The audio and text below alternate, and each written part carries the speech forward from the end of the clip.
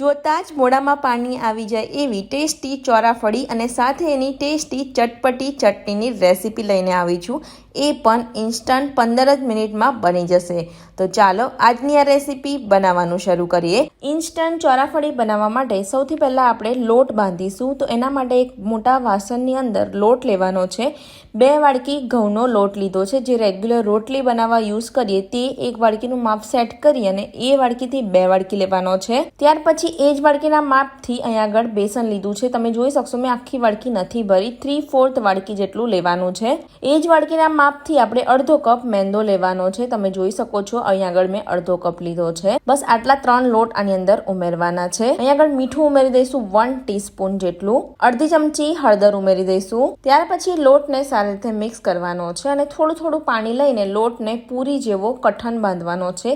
એકદમ ઢીલો પણ નહીં અને એકદમ કઠણ પણ નહીં, મીડિયમ આપણે લોટ બાંધવાનો છે। તો અહીંયા આગળ મેં થોડું પાણી લઈ લઈશ અને સારી રીતે લોટને બાંધીને તૈયાર કરી લઈશ। હજુ સુધીને તમે અમારી યુટ્યુબ ચેનલને સબસ્ક્રાઇબ ના કરી હોય તો ગુજરાતી કિચનને સબસ્ક્રાઇબ કરો, બેલ આઇકનને જરૂરથી ક્લિક કરો અને નોટિફિકેશનને ઓલ કરી દેજો। અહીંયા આગળ તમે જોઈ શકશો કે લોટ એકદમ સરખી રીતે બંધાઈ ગયો છે। તમારે આ રીતે એને મસળવાનો છે સારી રીતે, લગભગ 2 મિનિટ જેવું એને મસળતા રહેજો। લોટ સરખી રીતે મસળાઈ ગયો છે પછીની અંદર 1 ચમચી એટલું તેલ ઉમેરવાનું છે અને ફરીથી આપણે એને સારી રીતે મસળી લઈશું। પછી એને ઢાંકીને 10 મિનિટ જેવું રહેવા દઈશું। ત્યાં સુધીને આપણે એની ઉપર છાંટવા માટેનો મસાલો તૈયાર કરી લઈએ। તો અહીંયા આગળ અડધી ચમચી સંચર લીધું છે, 1 ચમચી કાશ્મીરી લાલ મરચું પાવડર લીધું છે, તમે તીખું પણ ઉમેરી શકો છો। હવે સારી રીતે મિક્સ કરી લેવાનો છે।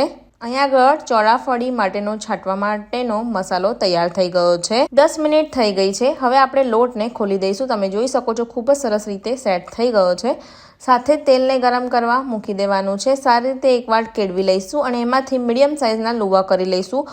તો અહીંયા આગળ મેં આ રીતના લુવા કરી લીધા છે, તમે જોઈ શકો છો। આપણે જોડે વણતા જવાનું છે અને તળતા પણ જવાનું છે। તમે લગભગ એને 4-5 વણી અને પછી તળી શકો છો। તો અહીંયા આગળ હું પહેલાં 3 થી 4 વણી લઈશ। આને કંઈ સુકાવા દેવાની જરૂર નથી, આપણે આને ઇન્સ્ટન્ટ જ તળવાની છે। અહીંયા આગળ મેં સાથે થોડો કોરો લોટ લઈ લીધો છે અને સરખી રીતે એને વણી લઈશ। આપણે એને પતલી વણવાની છે અને એકદમ સરખી વણવાની છે, કિનારીથી એ જાડી ના રહી જાય એ વાતનું ખાસ ધ્યાન રાખવાનું છે। એક સરખી વણાવી જોઈએ। આ રીતે તમે જોઈ શકો છો એકદમ સરસ મેં પતલી રોટલી વણી લીધી છે। હવે એને કટના નિશાન લગાવી દેવાના છે। તો તમને એકલી પટ્ટીવાળી ચોરાફળી ગમે તો તમે આખી પટ્ટી કટ કરી શકો છો, નહીં તો તમે આ રીતે વચ્ચે 3 થી 4 લાઇન કટ કરી લેવાની છે। તો અહીંયા આગળ તમે જોઈ શકશો આ રીતે ચોરાફળી કટ કરી લીધી છે। સેમ રીતે જ 3 થી 4 હું વણીને પહેલાં તૈયાર કરી લઈશ અને પછી તળી લઈશ। અહીંયા આગળ ખૂબ જ સરસ રીતે તેલ ગરમ થઈ ગયું છે। ગેસની આંચ અહીંયા આગળ મીડિયમ રાખવાની છે। હવે ખાસ ધ્યાન રાખવાનું છે ચોરાફળી તળતી વખતે ગેસની આંચ અહીંયા આગળ એક જ ફ્લેમ પર રાખવાની। જો તમે હાઈ ફ્લેમ પર કરી દેશો તો એ ક્રિસ્પી નહીં થાય અને લાલ થઈ જશે। તો ગેસની આંચ અહીંયા આગળ મીડિયમ રાખવાની છે અને સરખી તળી લેવાની છે। તો તેલ આ રીતે સરસ ગરમ થઈ ગયું છે તો અંદર ચોરાફળી ઉમેરી દઈશ અને તરત જ એને પલટાવી દઈશ। તમે જોઈ શકશો ખૂબ જ સરસ રીતે ચોરાફળી ફૂલે છે। બંને બાજુથી સારી રીતે તળી દેવાની છે। અડદની આપણે જે નોર્મલ ચોરાફળી બનાવતા હોય છે એનો કલર થોડો આછો હોય છે, પણ આપણે આમાં ઘઉંનો લોટ લીધેલો છે તો હલકી આ લાલાશ કલરની થઈ જશે। તો બસ આપણે આ જ રીતની તળવાની છે જેથી એ ક્રિસ્પી જ રહે અને સેમ રીતે તમારે તળવાની છે જેથી એ બિલકુલ સોફ્ટ ના રહે। એ તો ગેસની આંચ મીડિયમ ટુ સ્લો રાખીને જ તળવાની જેથી એ સારી એવી કડક થઈ જાય। તમે જોઈ શકશો અહીં આગળ મેં ખૂબ જ સરસ રીતે ચોરાફળી તળી લીધી છે। હવે તરત જ આપણે જે મસાલો બનાવીને રાખેલો છે તે એની ઉપર છાંટી દેવાનો છે। ચોરાફળી તો તૈયાર છે, તો સાથે હવે ચટણી બનાવીશું। ચટણી બનાવવા માટે અહીંયા આગળ 1 બાઉલની અંદર 2 ચમચી બેસન ઉમેરીશું। ત્યાર પછી અહીંયા આગળ 2 ચમચી એટલું દહીં ઉમેરવાનું છે। દહીંની જગ્યાએ તમે છાશ પણ ઉમેરી શકો છો। અહીંયા આગળ 1/4 ટીસ્પૂન જેટલું મીઠું ઉમેરી દઈશું, અડધી ચમચી હળદર ઉમેરીશું, એની અંદર 1 કપ જેટલું પાણી ઉમેરી દેવાનું છે। પછી સારી રીતે એને આ રીતે બ્લેન્ડરથી મિક્સ કરી લેવાનું છે। તમે હેન્ડ બ્લેન્ડરનો ઉપયોગ કરી શકો છો। અહીંયા આગળ ખૂબ જ સરસ રીતે બેટર મિક્સ થઈ ગયું છે। હવે આપણે એને ગેસની ઉપર મૂકવાનું છે। ગેસ ચાલુ કરી દઈશું। ફરીથી અહીંયા આગળ મેં અડધો કપ જેટલું પાણી ઉમેરી દીધું છે અને સારી રીતે મિક્સ કરીશું। જો તમને એવું લાગે કે જ્યારે બેટર તમે કૂક કરો ત્યારે તમને એવું લાગે કે બહુ વધારે પડતું ઠીક થઈ ગયું છે, તમે ફરીથી થોડું પાણી એની અંદર ઉમેરી શકો છો। અહીંયા આગળ મેં કઢાઈને ગેસની ઉપર મૂકી દીધી છે।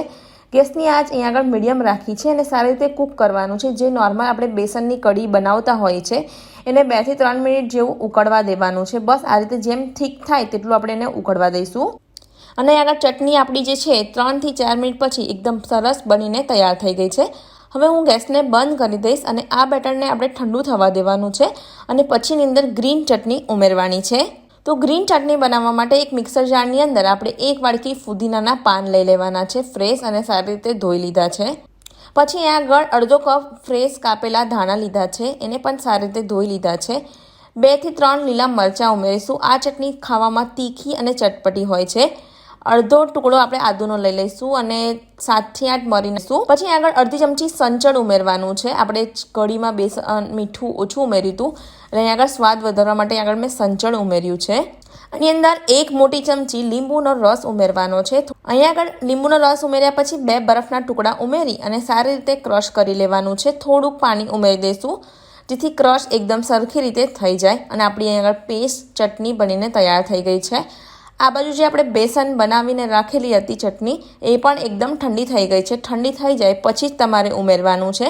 તો તમે એને ગરમમાં ઉમેરશો તો એનો સ્વાદ બદલાઈ જશે. તો અહીંયા આગળ આપણે બધી ચટણી આની અંદર ઉમેરી દઈશું. અહીંયા આગળ ચટણીને સારી રીતે મિક્સ કરી લીધી છે. તમે જોઈ શકશો કલર ખૂબ જ સરસ આવી ગયો છે. જે રીતે માર્કેટમાં ચટણી મળે છે એ જ રીતની બને છે. તમને જો વધારે ખટાશ ગમે તો તમે આમાં લીંબુના ફૂલ પણ ઉમેરી શકો છો. પણ આ એકદમ પરફેક્ટ આપણી ચટણી બનીને તૈયાર થઈ ગઈ છે.